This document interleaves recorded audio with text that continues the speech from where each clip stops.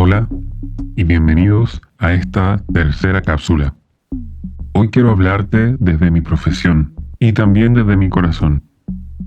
Como traductor titulado, he pasado años estudiando cómo las palabras viajan de un idioma a otro. Y si hay algo que he aprendido, es que traducir no es simplemente llevar una palabra y cambiarla por su equivalente. Traducir es tomar decisiones, es elegir qué matiz resaltar y qué significado quizás poder ocultar.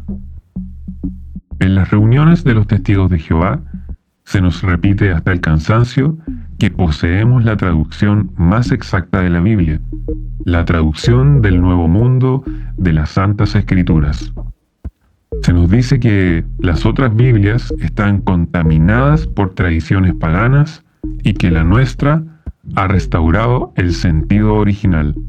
Pero hoy vamos a desarmar ese mito y vamos a entender por qué ninguna traducción es perfecta y cómo se han usado las palabras para construir la jaula mental en la que muchos viven. En lingüística hay un hecho ineludible. Toda traducción pierde información. Siempre. El griego koiné y el hebreo antiguo son idiomas con estructuras mentales muy distintas al español moderno. Hay conceptos, sentimientos y juegos de palabras que simplemente no tienen un equivalente exacto. Cuando un comité de traducción se sienta a trabajar, tiene dos opciones: intentar ser fiel al texto original, aunque a veces suene extraño o difícil de entender, o intentar adaptar el texto a sus propias creencias. A esto último lo llamamos sesgo del traductor. La traducción del Nuevo Mundo es un caso fascinante de sesgo doctrinal. Fue realizada por un comité cuyos nombres nunca fueron revelados oficialmente, bajo el argumento de la humildad. Pero la realidad técnica es que la mayoría de sus miembros o comité de traductores no tenía estudios formales profundos en idiomas bíblicos.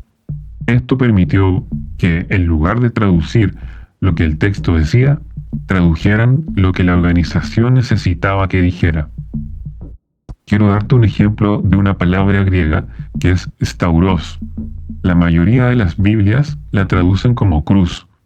Los testigos insisten en el madero. Lingüísticamente, stauros podría referirse a un poste vertical, pero en el contexto del siglo I también se usaba para estructuras con travesaño. ¿Por qué la Watchtower es tan rígida con esto? No es por exactitud histórica, es por diferenciación. Si te obligan a decir madero mientras todo el resto del mundo dice cruz, crean en ti un sentimiento de exclusividad. Te hace sentir que tú tienes un conocimiento secreto que el resto del mundo ignora. Las palabras se convierten en uniformes. Hablemos ahora de lo que ellos consideran su mayor logro: el uso del nombre Jehová.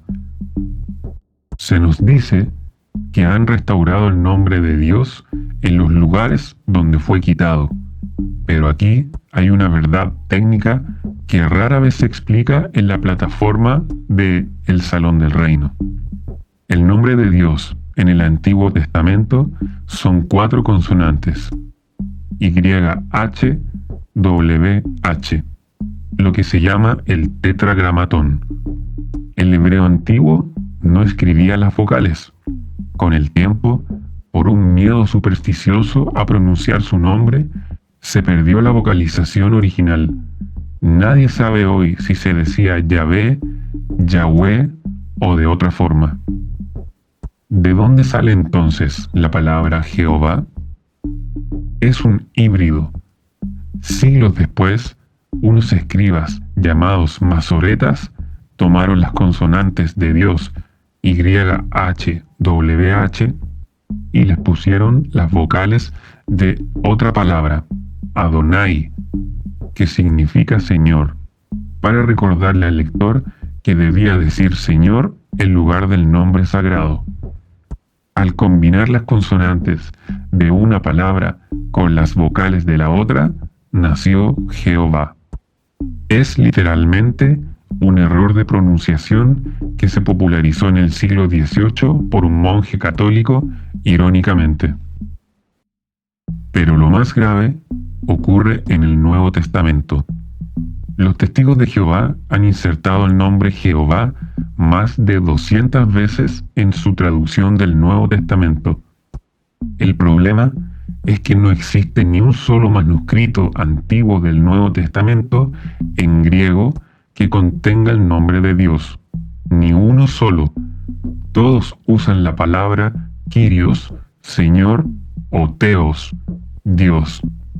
La organización admite esto, pero dice que el nombre debió estar ahí y que fue quitado por personas malintencionadas. Como traductor, te digo que eso no es traducción, ya empieza a ser alteración del texto. Han forzado el nombre en el Nuevo Testamento para que encaje con su doctrina de que somos testigos de Jehová y no simplemente seguidores de las enseñanzas de Jesús. Han creado una marca registrada usando un nombre que es técnicamente un error lingüístico. ¿Por qué es tan importante saber esto? ¿Para destruir tu fe? No. Es para que entiendas que la Biblia que tienes en tu casa no cayó del cielo en una nube de oro. Pasó por manos humanas, pasó por el Concilio de Nicea, donde emperadores y obispos decidieron qué libros eran divinos y cuáles serían los apócrifos, según lo que les convenía políticamente para unificar el Imperio Romano. Y luego pasó por las manos de un comité en Brooklyn que ajustó las comas y las palabras para que tú no pudieras cuestionar su autoridad. Cuando te dicen que la Biblia dice claramente, lo que en realidad te están diciendo es: nuestra interpretación de esta traducción específica dice. Al entender esto, el peso de la ley bíblica empieza a aligerarse. Ya no eres un esclavo de cada letra, porque entiendes que la letra ha sido manipulada. Empiezas a buscar la esencia, el amor, la justicia, la humanidad, más allá del dogma impreso en un papel o leído en una tablet. Si te sientes confundido, créeme que te entiendo.